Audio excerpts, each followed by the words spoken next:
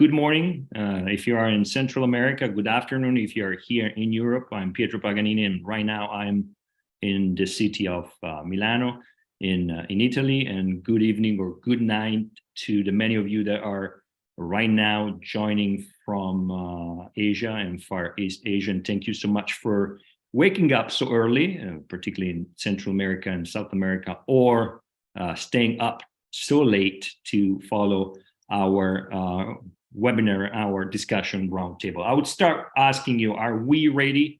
And this is obviously a provocative title for our discussion roundtable, how supply chains are preparing for the zero deforestation regulation. And the question is really, are we ready for that? And are you ready for that? This is part of our sustainable nutrition platform discussion and the program we have in supporting sustainable nutrition. At Competere, we believe that sustainable nutrition is the balance that we try to build every day from the human need for energy, particularly food energy, kilocalories. Don't forget, every day we need to produce from our planet over an almost 20 trillion kilocalories. That's an amazing amount of energy that our planet is providing to us. And of course, the balance is with our planet and our environment. And this is, of course, powered by Competere. Today with us, we have three well-known distinguished guests.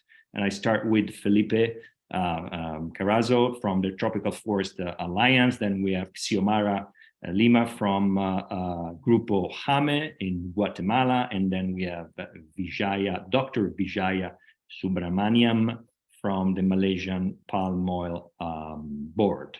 So thank you for being here, and today they will help us exploring the regulation or the recent regulation that the European Union has just introduced or has just passed, but is being or it's about to be adopted by the 27 different countries. And here we start having the initial problems, because countries are often different among each other and very confused as well. But certainly, and today we need to be very much glad that the European Union has passed this new regulation. Finally, we went from a voluntary into a regulatory approach to reducing the deforestation footprint of commodities. We understand is a great breakthrough that, of course, has found some people extremely unhappy because more needed to be done. Some people extremely unhappy because less was supposed to be done, or people like us in the middle that are trying to work this out. So the regulation is setting some trade standards for EU imports and requires commodity importing companies and countries to work out which of their sourcing areas can meet the standard of traceability and verification of zero deforestation. As I said, it's not clear how the regulation will be enforced in each country. As I said, there's much confusion here in Italy. I can tell you there is probably still total chaos of who's doing what, how, and when. But so far, certainly, one great achievement was done. And it's clear that many producers, many countries have already unleashed a huge wave of activity from traders and buyers to map their production to farm plot level and improve their traceability system. And obviously, traceability is one of the hot topic in the regulation. Can actually be done? What is the role of smallholders? Can smallholders participate into the traceability? Will the satellite technology be enough to guarantee the traceability? Or do we still on-ground observation and therefore collaboration and participation by government and third parties? Certainly, it depends very much on how this EU regulation is applied. It can be applied by the EU with a heavy hand, and in this case will make companies more risk adverse, and they will probably move to safe sourcing of areas that have been deforested decades ago.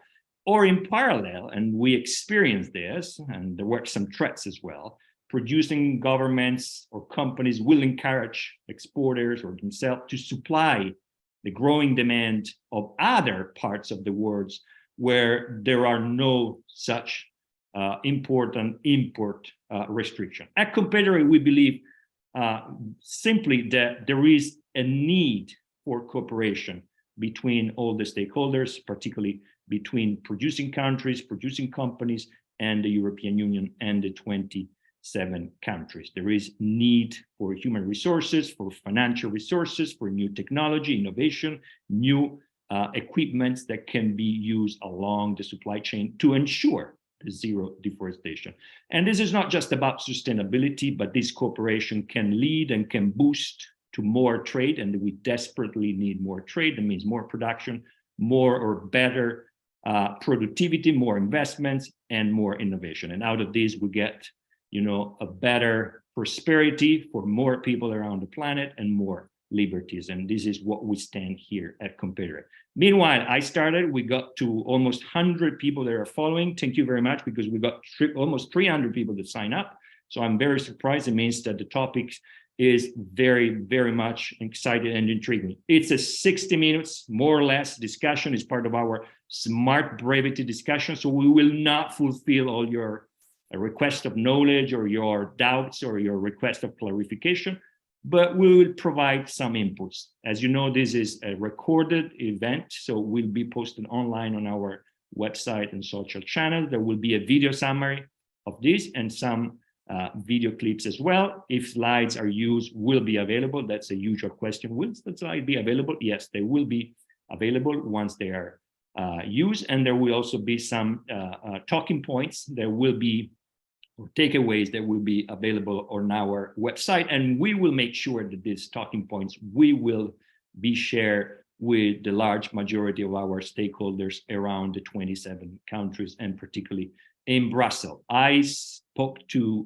much as usual, but just one full and last note: follow all our events on our website. There is a series of exciting events. Next event of the Sustainable Nutrition Roundtable will be at the end, by the end of March, but there are some exciting talking about nutrition events that we are organizing, discussion on the front of packs labelings that in a way has to do as well with the topic of sustainability.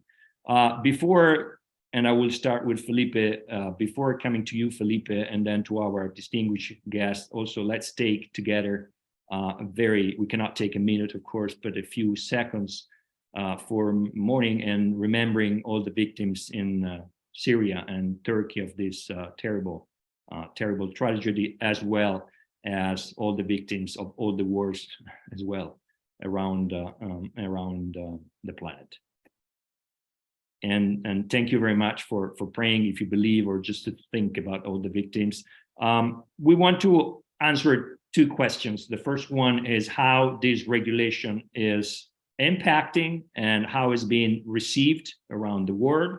And we'll do this with Felipe, and then how producing countries and producing companies are trying or have tried in the past already to comply with such strict rules, and what are the challenges. So Felipe, back to you. All the bios are available on our website, so I'm not reading them.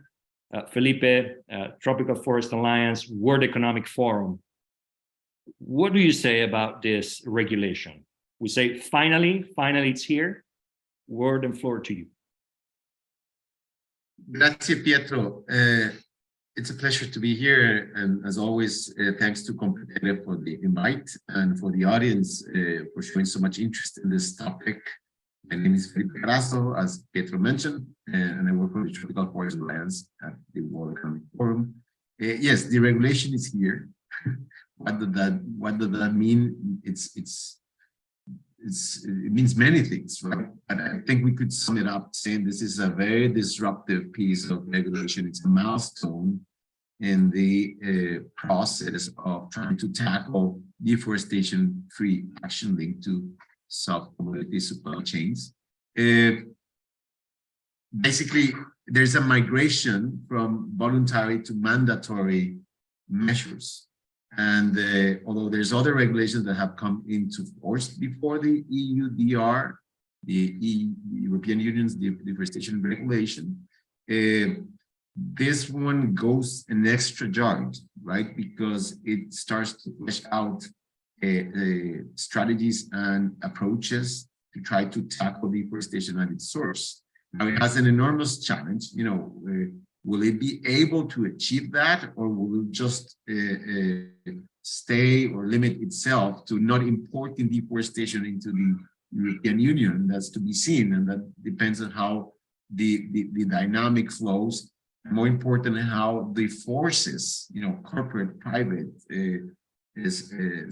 communities, smallholders, consumers, coalesce around what this means.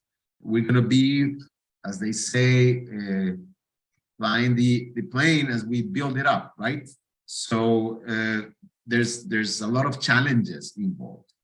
I would like to mention two challenges. There's plenty of things, or two concepts that can help us understand two important challenges. One is having or achieving a balanced dynamic. There's the regulation probably, the European Parliament will have a session in March that will basically adopt the regulation formally, and from that moment on, it's going to be 18 months for it to come into practice and be subject, or have big companies subject to it, operators, and then 24 months for the small medium enterprises. So in that 2-year span, a lot has to be put together in terms of creating the good conditions for the regulation to be implemented. And this means that a right balance between the implementation has to come out with the right level of origin country engagement, which then can deploy, who need to deploy the local forest laws or develop local forest laws to have enforcement in the upstream, right? So you're going to have a push for enforcement in the upstream and also in the downstream, because the member states of the EU will have to put together the capacity to tackle that out. How does this evolve in a way that you have a balanced dynamic, because you don't want to be in a position that then the enforcement in the downstream is done in a way that just alienates or polarizes more the origin countries, and we go into this logic of trade barriers and wars. The other way around, how do we bring the forces to the middle ground, to that balanced dynamic?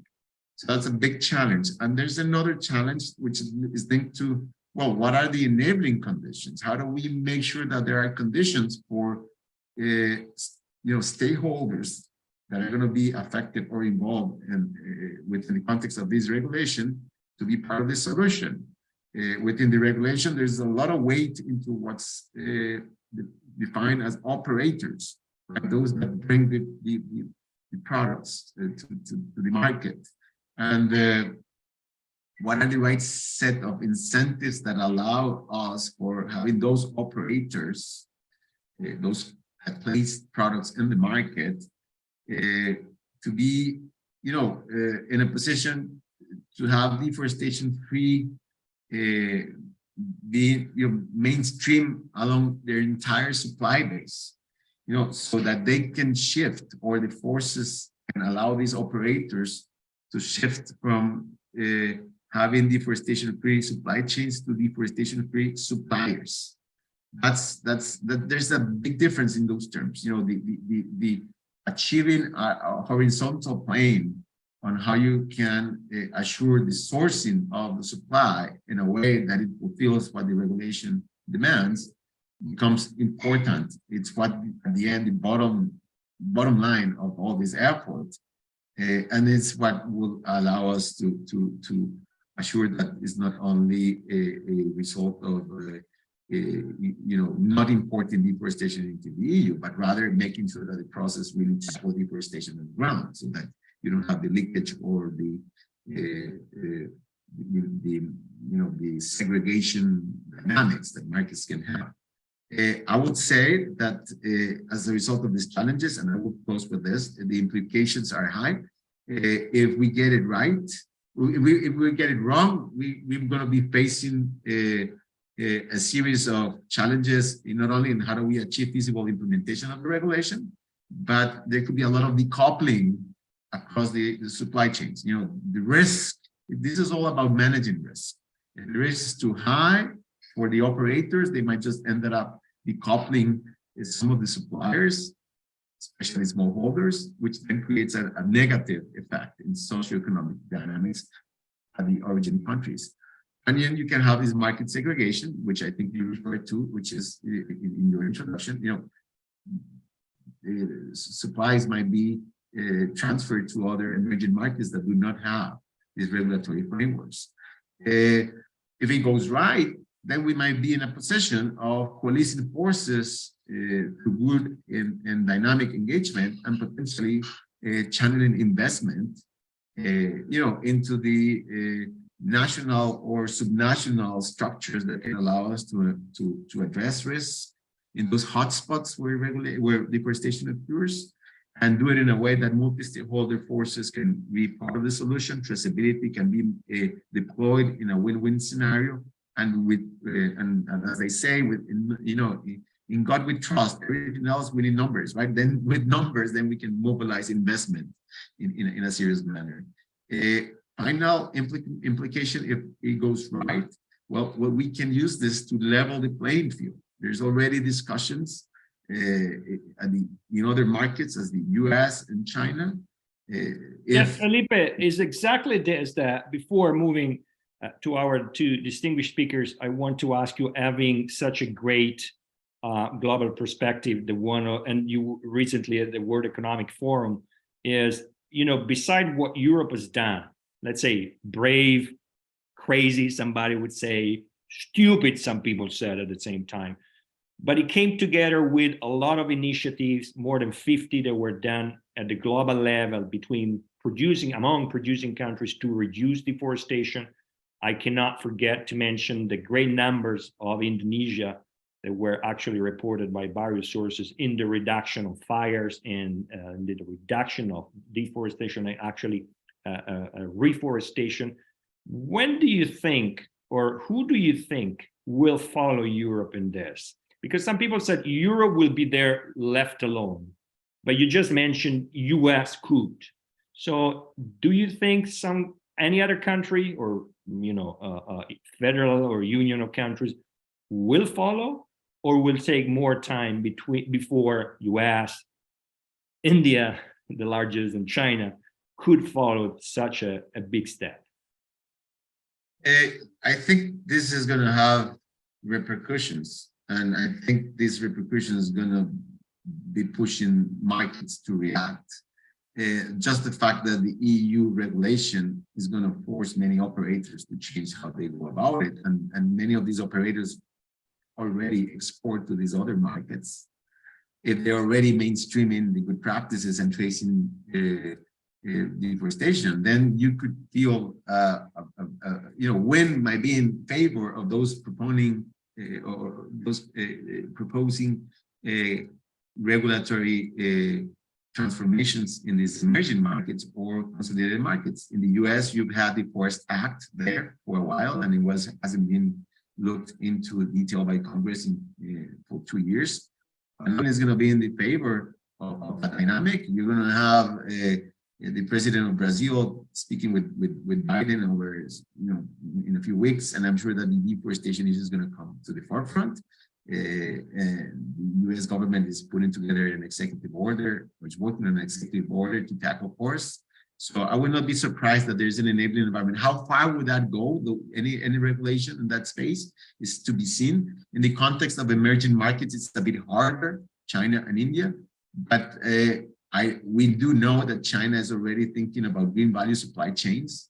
And I think how does the EU regulation comes out in making sure there's a good balance connection with the origin countries, might even spark the emerging markets to react, because the wind goes in that direction. Thank you very much, Felipe.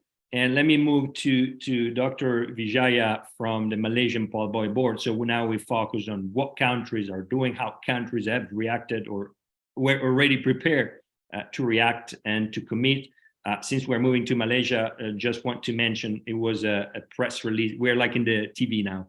A press release that was just recently, few hours or minutes ago, released by a joint press release by Malaysian and Indonesian government for commodities and for from the Ministry of Indonesia as well, in announcing there will be a tour in Europe in the next weeks and months, exactly to coordinate with Europe and to discuss in Europe that this regulation will not impact negatively on the two producing countries that are the two largest exporters of main commodities, including palm oil. But I'm coming to you, and thank you very much for waiting and being patient and being up so late. So I want to ask you what you guys are doing, what you've done in order to commit to this and what the challenges are. I know you have a presentation, here it comes. Yeah. In the meanwhile, I want to tell, I think it was Erica, there's one question already by Dr. Ruslan, and then there is a hand that I'm not sure is a mistake or really need to talk. Please, we don't have the chance to allow people to come in because of matter of time. So if you have a question, I know it's hard to type, but please try to type the question and we will try to answer them. Dr. Vijaya, floor is yours. Okay, thank you so much. Okay, so yeah, we are the producing country, so we are affected by this. But is Malaysia palm oil ready, or is Malaysia ready for this EUDR? I'm not going to go into this. It's a huge trade barrier with strict due diligence, and irrelevant whether you're contributing to it, it's going to be, a burden and higher production costs, of course. But just before we go anywhere, what's Malaysia's position in the global oils and fats, right?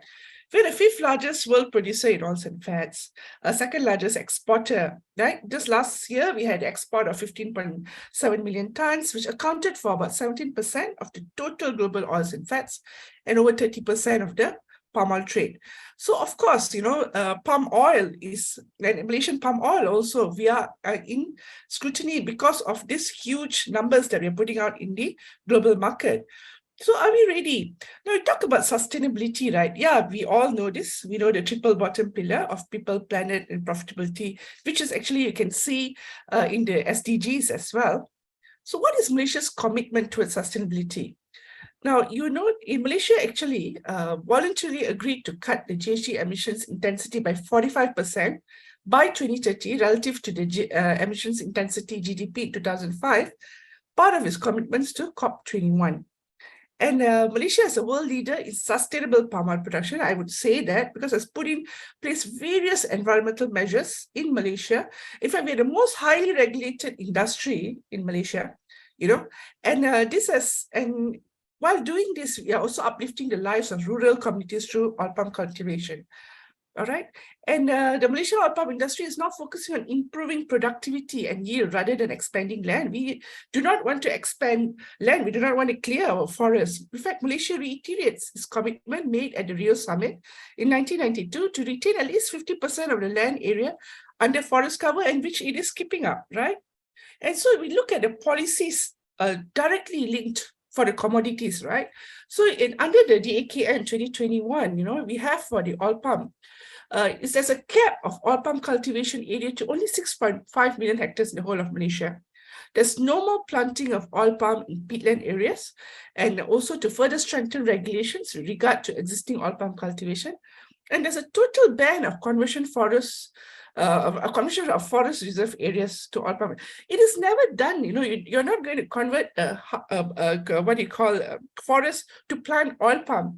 It is, it's forest. It's cleared for some other reasons, and only then the afterthought is, okay, what do we do with this land? And that's when these oil palm plantations are actually put up. And so we go on the deforestation rate now. And according to the Global Forest Review, in 2020, the primary forest loss in Malaysia declined for the 4th year in a row, In fact, for a period of 1991 to 2000, the deforestation rate was at 0.27, but it decreased to 0.09 the period of 2001 and 2010. And from 2010 to 2050, the forested area actually increased by 2% in Malaysia, right? More specifically, during the period of 2008 to 2018, except for 2016 and 18, all other years recorded a net gain in forest area. And so it's a common, notion that you think that if there's a loss in forest, it's all palm. But we are a developing nation. There are already lands gazetted, for development. So loss of forest is not like a correlation to oil palm plantation. This is the common misjudgment or misunderstanding. There are many other drivers for deforestation, and in fact, livestock. Even though it's in the list, livestock is the dominant driver of deforestation. It occupies around 300 times more land than the oil palm cultivation. And the other ongoing efforts that we have in Malaysia, to plant 1 million forest trees. We have the Central Forest Spine, where we're actually linking the 4 main forest complexes. This is for, species survival, to build back the corridors. Then we have the establishment of the Malaysian Palm Oil Green Conservation Fund, for this foundation is actually to provide funding to do more conservation efforts. And the oil palm industry in Malaysia is very proactive. They work very closely for wildlife conservation, And under the Heart of Borneo program, Malaysia participates together with Indonesia and, to conserve about 20 million hectares of ecologically connected rainforest. And about 30% of it essentially comes under Malaysia. And of course, Malaysia also has this national policy on biological diversity. We do not want to lose our biodiversity. And in fact, for the whole of the oil palm industry, we have done a national life cycle assessment, we've done a social life cycle assessment, and in fact, all these are actually linked with SDGs. And we have many studies like this where we have actually charted, what are our emissions, what are hotspots, what are the mitigation measures. When we talk about all this indirect land use change, we have actually done all these calculations, and the whole supply chain actually has accounted for all this. And the thing is this, when you say another regulation, then here we go in oil palm, palm oil Malaysia say, here we go again, another one, and here we have to comply for another certification. All right. And what the industry is doing is harmonization of oil palm with nature. We do not want to destroy forests. Definitely nobody wants to open up forest, plant oil palm, right? And finally, this is my final slide. We have a mandatory Malaysian Sustainable Palm Oil, certification, which is mandatory. And I just saw the MPOCC website. It says about 96% certification to date, including smallholder. I mean, this certification is for smallholders. I don't know about the percentage of the smallholders, but this is every oil palm producer or, in the industry has to comply to this in Malaysia. And you talk about traceability, you talk about, not planting on peat and not clearing forests. There you cannot be certified. You cannot sell your oil palm if you're not certified, right? So this is where Malaysia is. We are going strong with MSPO. All the companies are not even MSPO. They have got multiple certifications to prove their sustainability. But yet again, palm oil is being singled out. It's been attacked. It's been scrutinized all the time. And with that, I stop my presentation. Thank you so much for this opportunity. Thank you very much, Dr. Vijaya, for your presentation. As any researcher and luminary, you went very quickly. It wasn't too quick. So that is the main problem of very acknowledged people like you, that you guys have a lot of knowledge and you tend to share it very quickly. But the long story short, if you can translate that, is Malaysia has been ready to commit to the zero deforestation policies. That's what you're saying. Am I right? Yes, because we strongly have, policies that actually already support this. And there's a lot of commitment by Malaysia to conserve our forests. In fact, me as a parent, I love to take my kids hiking in the forest and all. Why would we want to, nation as citizens of this global this earth? Why would we want to be the drivers to destroy our forests? And I know it is I'm sorry to say this, but EU says it's their public moral to look after all the forests of the world. But it's the forest, our climate, this is right in our neighborhood. Would we want to destroy it? That's the thing.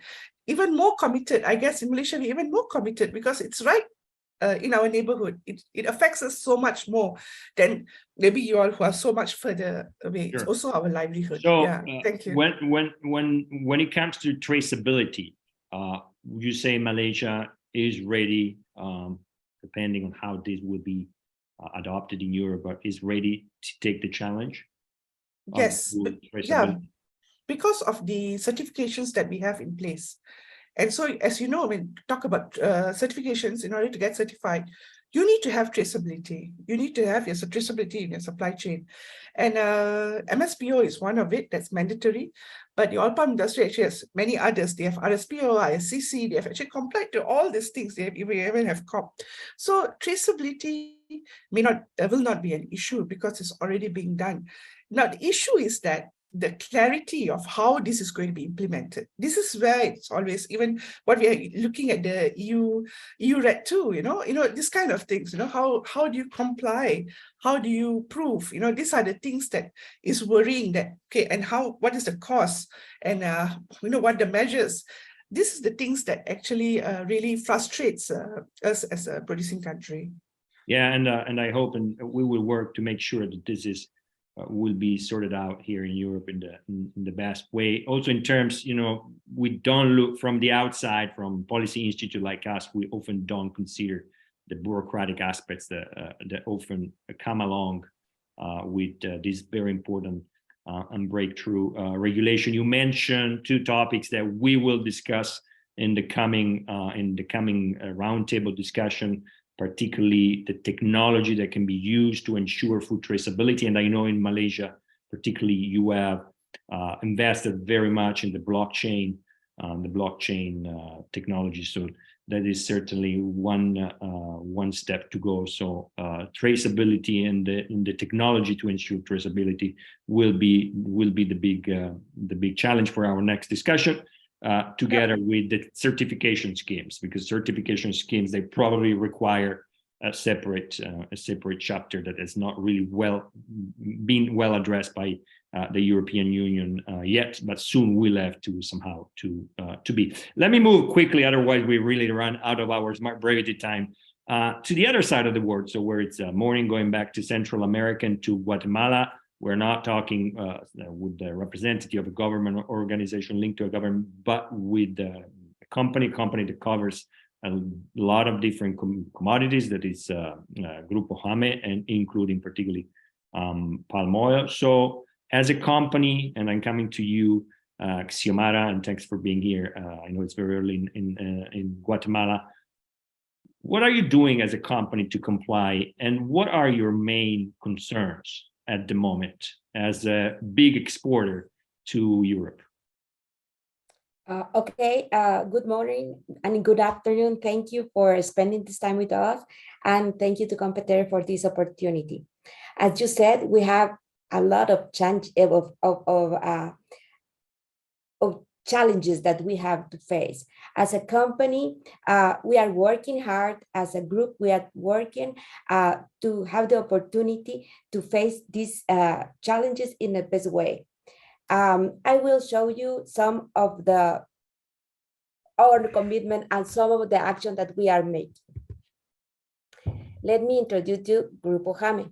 We are a business group recognized for its dedication and for producing the best and quality production and harvesting. We start operation in Guatemala in 1952. And now with more 70 years of experience, we have come a long way. Our journey has led us to venture into various crops, starting with cotton, palm oil, banana, plantain, and avocado, as well as diversifying our portfolio by being part of real estate projects. Our path has not been easy, but as a group, we are focused on continuous improvement, turning challenges into opportunities. Today, we are the largest producers and exporter of palm oil in Latin America, the largest independent banana producers worldwide, and a retailer of vegetables, oils, and fats. As a group, we know how important it is to work together, jointly seeking alternative for sustainable palm oil production. That is why we are founding members of Guatemalan Association of Palm Oil Producers, GREPALMA, since 2008. This has allowed us to participate in sectoral decision-making, strengthening the processes for the implementation and responsible practices throughout the crude palm oil value chain. As a group, our vision is to be a benchmark for sustainability. So we have been innovating and anticipating trends and regulation in international markets that enable us to respond in practical and precise way to challenges that arise globally, like this. As a group, we have been working on voluntary actions for zero deforestation. 2014 zero deforestation commitment, including the prohibition of use on fire and land use change. As responsible practices, we have been working on conservation programs and gallery forests in riparian sound. 2017, we launched our responsible and sustainable production policy with commitment on conservation and non-deforestation. ISCC certification in 2 of our palm oil operations. Demonstrating zero deforestation since January 1st, 2008. Presentation of the environment and climate change policy of GREPALMA and its members, including actions on avoiding the loss of natural forests, forest restoration, and biological connectivity for isolated ecosystems.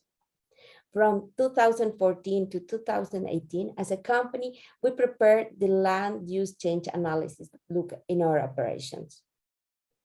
We signed the GREPALMA's voluntary zero deforestation commitment, not deforesting natural forests for cultivation of palm oil, contributing to conservation and environmental restoring, ensuring that its palm oil production is free of deforestation. In 2019, Grupo Jame presented its NDP policy, non-deforestation, no plantation of peat soils, no exploitation. This policy is aimed to not deforest natural forests for palm oil cultivation, guarantee that its palm oil production is free from deforestation, and act under principles of extended liability, influencing practices of stakeholders in this value chain. 2020, sustainable policy of Grupo Jame included commitments to the sustainable production of palm oil. Our policy is focused on the generation of shared value through its 3 pillars: governance, human rights, and environment. The environment pillar is oriented to zero deforestation, including high conservation values and high carbon stock.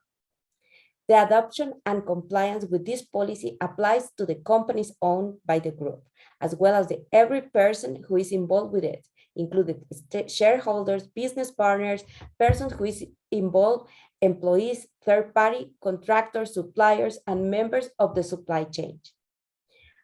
Beginning with satellite monitoring as a tool that provides accurate data, with that support that will allow us to guarantee no deforestation in our operation and supply chain. For a start today, periodical reports reflect 0 hectares deforested or forest loss due to fire in our operation and our supply chain. Thanks to satellite monitoring, it was possible to carry out historical monitoring of land use change in palm oil territories. Our commitment led us to be part of voluntary compensation projects. Our 3 projects have been selected, guaranteeing the conservation of protected areas with primary, native, and endemic forests in the main areas of the country. In addition, the protection of the endangered species and the restoration and conservation of areas under sustainable management of forest communities. 2022. All of our operations are RSPO certified. The certification requires no deforestation and is constantly monitoring the compliance of its indication. And very important, building alliances for third-party verification. GREPALMA signed an agreement with Wilmar one of the largest buyers and traders of palm oil in Europe that has a firm committed to no deforestation. Through this agreement, Wilmar will have access to the satellite information so that they, as part of the Guatemalan palm oil agribusiness value chain, can support and ensure that companies that are part of Repalma advance in the compliance with zero deforestation, ensuring a sustainable growth of palm oil. We have been working together as a group, and we have been working with Repalma, trying to improve our commitment, trying to be better in these opportunities. And we have progresses, challenges, and markets. As you said, we are in the European market, so we have to work together. So what's next? Continue with satellite monitoring to give us the consistent data we need to demonstrate our processes, focus on non-deforestation, including strengthening traceability with our supply chain. As well as it is important to communicate about the initiatives that we are very focused on carry out as a sector and a company, informing periodically the progress of our commitments. Constant communication with our stakeholders is fundamental and must be referred to data and evidence that support our responsible management. We knew regulation and market trends require us to be focused and go beyond what companies project. We require accurate evidence and endorsement of third parties who guarantee that our commitments are met. So we will continue making alliances that allow us to have the verifications and support that we really need as a company to show all of the work that we are doing for traceability and for non-deforestation commitments. Thank you so much, Xiomara. If you can please just close with your presentation, and again, presentation will be made available to all our guests and friends. Together we takeaways, points, and the summary, video summary, and the full video of this conversation.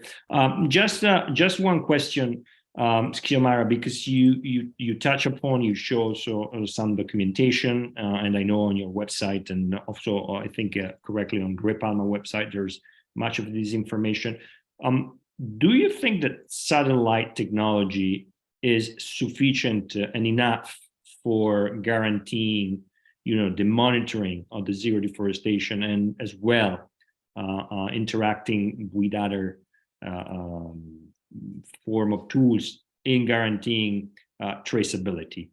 Can you ensure, if you look in the next months, can you ensure that satellite technology is enough? Because one of the critiques by some NGO is satellite technology is not enough. We still need on the ground observation. Do you think that satellite technology is enough? I think it's a big step for us as a sector, as a company, because you can have the information, the real information with support in real time. But there is more effort that you can do. In traceability, we're working independent suppliers programs.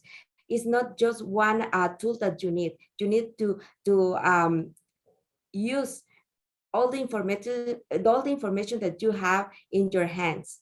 Where we have working in independent suppliers program with the polygon of their plantation are required, allowing to be more precise and in traceability. Satellite monitoring is the force behind all this effort. We will continue working to maintain our certification that guarantee our sustainable production, including the supply chain, because in the indicators, you have to be free of deforestation.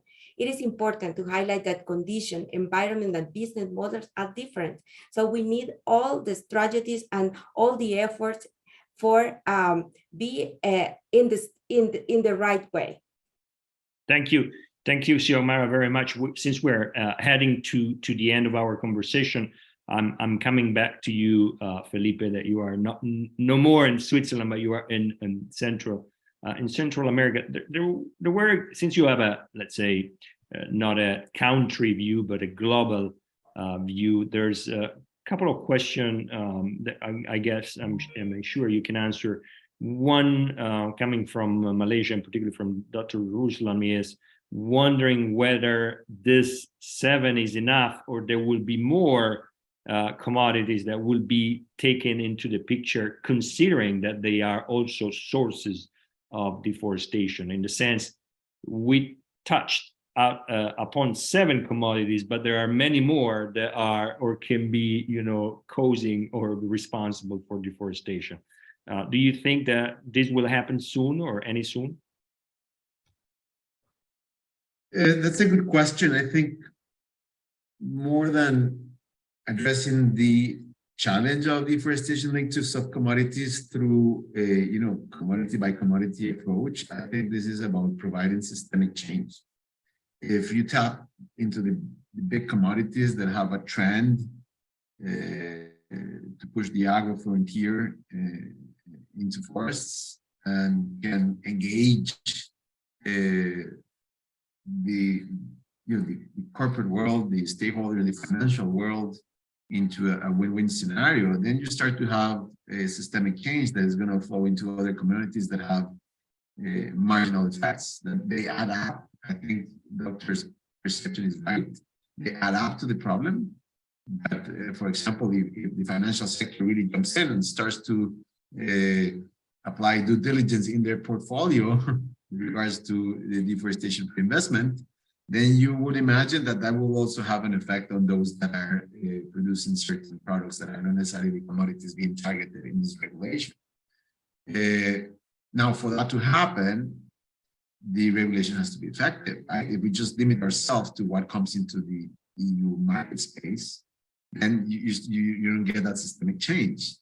And for that, I think that, for example, the regulation, which brings this risk management instrument through the benchmarking, it has to explore going an extra yard and trying to figure out how it factors in to regional approaches, because that's where you can coalesce the forces that Xiomara and Vidal were talking about, and not only the forces, the capacity that exists in the countries, so that they can be part of the solution.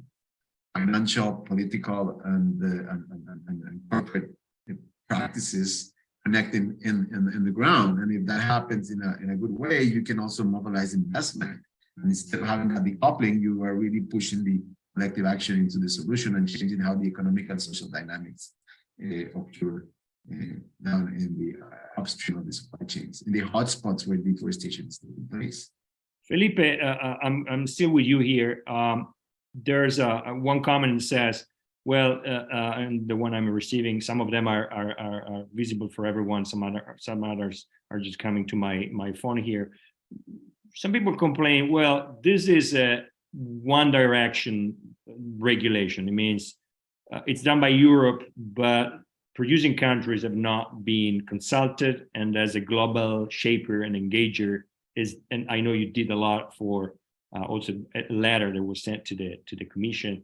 Do you think this is a current view that can be endorsed, saying Europe should now really interact and cooperate with producing countries and producers? And in fact, there is another comment by Flavio here that says, well, this new EU regulation is mandatory, but is there any type of cooperation that can be done with smallholders? Because the real challenge, and I will come then back to our two guests here, what can smallholders, a big multinational is following us. I see a lot of people following us. I also see people from the European Parliament and the Commission here following us. But big multinationals have their resources to apply. We saw that from Grupo Jame, big effort, of course, big challenge, but they can make it. What about the smallholders? This is spot on, and I'm going to use a phrase that we have here in Latin America, and I'm going to say it in Spanish and introduce it. It's aquí es donde la chancha mueve el rabo, tuerce el rabo. Means this is where the pig budges the tail, right? And we have to understand different layers that come about this. The EU is pushing this regulation within the broader framework of the Green Deal, which is the way the EU is tackling a series of commitments to tackle the climate crises and biodiversity crisis within the context of the land use space. And the EU is not alone on those commitments. Many countries abided to the Paris Agreement and now to the post-2020 biodiversity frameworks. So we have to be clear that there's a common understanding of where the planet goes, and the foundations are based on science, right? So taking into that account, how do countries move forward? It's important. Now, once the EU moves forward and comes with a regulation like this, it becomes a very aggressive regulation with potentially a good intended aim.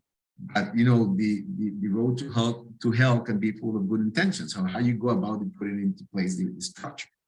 The regulation is, or when the process of tackling deforestation through policy approaches in the EU came about, it started with a communication that aligned lines of work, and you were referring to the smart mix of measures that we have put together, which basically is like, don't forget that we're talking about 5 fronts of action. The regulation is just one front of action, which taps into the due diligence, the conditions in the market. If we want this regulation to go the extra yard and really have an impact, the other lines of action need to be addressed. Developing these partnerships with the producer countries, origin countries, developing good international cooperation mechanisms, engaging the financial sector, and having good traceability, which we're referring to, good, tangible, feasible traceability that Xiomara was referring to. This has to happen. Now that we have the regulation in place, these other policies have to move forward, and hopefully in a good dynamic of consultation and collective work with the origin countries. Even for the regulation per se, for it to be successful, not only the enabling environment with these other policies, but the regulation per se, these dynamics have to occur. This engagement has to occur. This producer and consumer dialogue has to happen. Why? Because there has to be ownership. And I'm not saying that the origin countries have to own the EU regulation. No, that's not going to happen. But they have to own the investments that they do in the hotspots. And they can do this better. And I think this is what Vijaya and Xiomara have highlighted in a very eloquent manner, tapping into the resources and capacity that the countries are putting forward. So if we create a good force of dialogue in which those instruments come in, then we can have the conditions for tackling the hotspots where deforestation happens. We don't want the supply chains to run from those hotspots and then create new areas of impact. No, we want to bring solutions to those hotspots, curtailing and stopping deforestation and bringing economic social dynamics. So the polarization might be a false dichotomy. We have to understand that overall, many of these countries have committed to the same goals. The issue here is how do we put together the mechanisms so that we can have that balanced approach, so that what has happened in the origin countries or the investments that are there are part of the solution. And if we don't have them, how do we bring everyone to the same level and invest in new solutions? Thank you very much, Felipe, for being here with us so early in the morning in Central America, for your great commitment and for the points on the cooperation. You mentioned hell, but sometimes paradise can immediately be hell. It's an edge. You can be in the paradise or jump into the hell. They are not so far away at the end. Dr. Vijaya, I'm coming back to you with a last question that I wanted, of course, to ask. What will be your next commitment as a country, and what you are expected to do? And I want also to ask you about the smallholders, because obviously all this success in reducing deforestation comes with cost for countries, but also cost particularly for smallholders. Countries might take this cost, but for smallholders is a big challenge. Yeah, it's a huge burden on the country, looking out for the smallholders or the farmers, right? Because even talking about certification itself now, for the smallholders, in Malaysian Palm Oil Board, we have a whole division dedicated to helping the smallholders achieve this certification. And there's a cost as well, and a cost to maintain the certification. And now while we're doing this, we're going towards this. And then now we have even more, in even different kinds of certifications or different kind of proving mechanisms that's going to come in. And this is the challenge. You see, it is no more a business, right? A business should be, as I said, sustainability has to have people, planet, and profitability. And if in this whole process you bankrupt the smallholder, right, in order to comply, then why would he want, how is he going to live? So this is one of the issues right now. Malaysian government is supporting the smallholders, right? They're giving, for the certification process, they're supporting. But how long can this go? We are also a developing country, right? So this is what we feel that it's so unfair, because this kind of, kind of like blame, right, comes to certain commodities. Yeah, it could be in certain regions, but does it mean it covers all regions? And that suddenly this kind of, this kind of impositions are put in, it's kind of like a blame, like, okay, you're doing something bad, and now, you need to prove to me that you're not doing this, like that. So yeah, definitely it is a huge thing. But whatever said, right, in Malaysia, we have a lot of sustainability efforts which are ongoing. So it's a matter of pulling them in together. But of course, the costs and resources are huge. As I said, even in our research side, we have so much of support that's going out for the industry on all these matters. And but yeah, this is again yet another one. We're just, going through this one by one. Thank you. As usual, audio was off. But just before we move for the last very short comment to Xiomara from Guatemala here, you are very right, and the cost for smallholder, and it's in human nature, without going back to Adam Smith and the invisible hand. But when smallholders might not see the convenience and the costs are too high, they might turn to eventually to other commodities that, as we know, might be less productive or might take more use of land. So it enters into a negative cycle. And probably here, when we come about smallholders, there are an absolutely important part of the supply chain. And we're not just talking about the palm oil supply chain. We're talking about million and million of smallholders that are engaged with the many commodities that we are importing every day in Europe. So what I buy at the supermarket as an individual is being produced by an individual and a family in a producing countries. Xiomara, we just come after the hour, and I see that few people we got over 120 people that join us. I saw that they are leaving, so it means we are, passing the hours, and people have to jump on their phone calls and go home, or wake up and stand up. In Central America, in Asia, they want to go to bed. Xiomara, what will you be doing in the next few months to improve your traceability and your compliance with the EU regulation, with the new regulation? And do you think your model can be a benchmark for other companies in other commodities? Yeah, I think we do. We do feel in better position to face these regulations due to the efforts that we have been making for years as a group, likewise as a sector.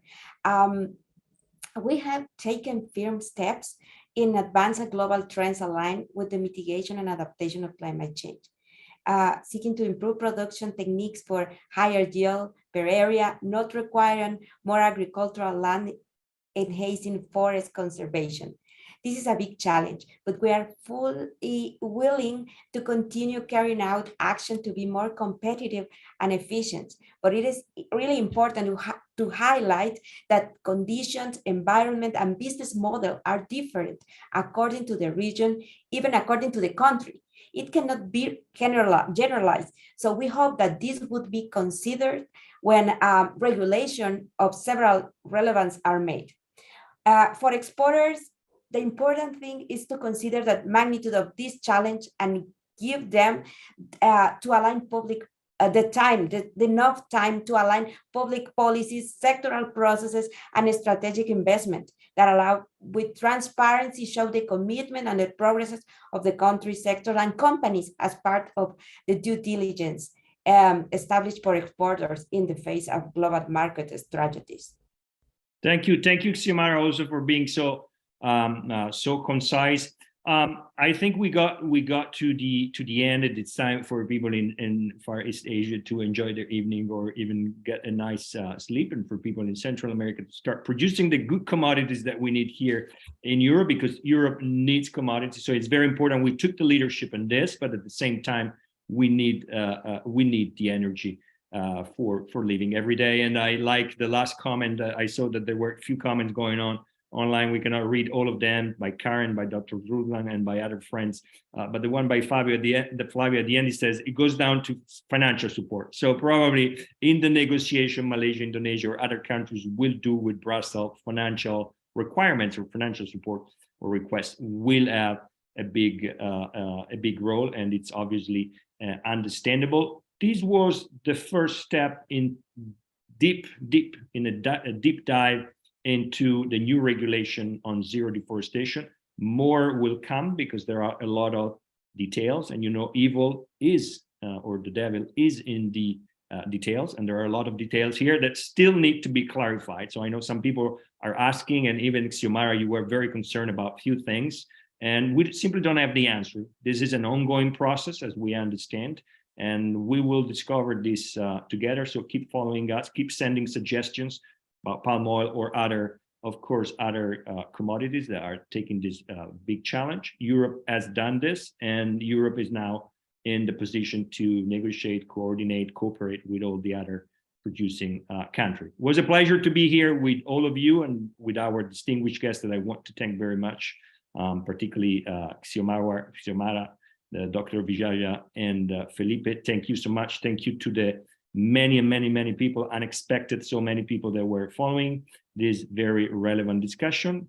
Enjoy your evening in Asia, your day, the rest of the day in Europe, and your day in Central America and the United States, or South America. Thank you very much, guys, and see you next time, and good luck.